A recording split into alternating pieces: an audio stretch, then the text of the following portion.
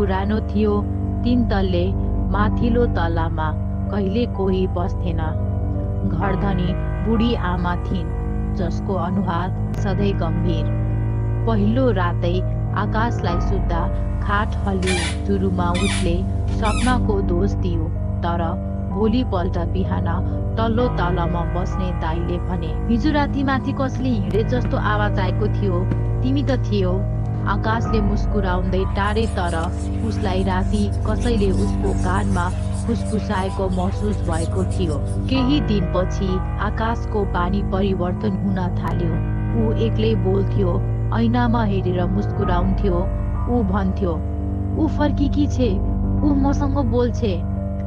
साथीहरूले उसलाई सल्लाह दिए, कोठा बदल, तर उसले भने, मलाई त्यहाँ शान्ति लाग्छ। एक रात ठ्याक्कै 12 बजेको समयमा एकजना छिमेकीले आकाशको कोठाबाट चिच्चाएको आवाज सुने। उनी दौडिएर गएका, तर ढोकाभित्रबाट लक थियो। पुलिस बोलाइयो। कोठा फुटाएर हेर्दा आकाश फर्समा लडेको थियो, मृतक। तर उसको आँखाहरू खुल्ला थिए र तल्लो ओठ चिप्किएको थियो, मानव कसैले घाँटी समातेको थियो। अझ डरलाग्दो कुरा, ऐनामा रातो लिपस्टिकमा लेखिएको थियो, ऊ मेरो थियो, अब मेरै नै हुनेछ। पूर्णविराम। पुलिसले अनुसन्धान गर्दा थाहा भयो, सोही कोठामा 7 वर्ष अघि एउटी युवतीले आत्महत्या गरेकी थिइन्, कारण प्रेमीले धोका दिएकोले। त्यसपछि त्यो कोठा कहिले खोलेन।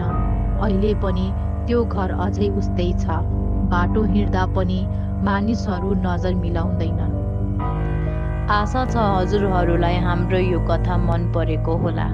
मन परेको भए हाम्रो च्यानललाई प्लिज लाइक, कमेन्ट, सेयर अनि सब्सक्राइब गरिदिन नभुलिदिनुहोला।